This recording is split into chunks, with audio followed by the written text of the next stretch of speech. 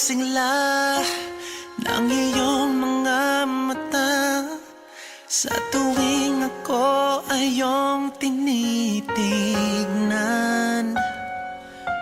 Haplos mo'y lumalamig, di ka na nasasapik.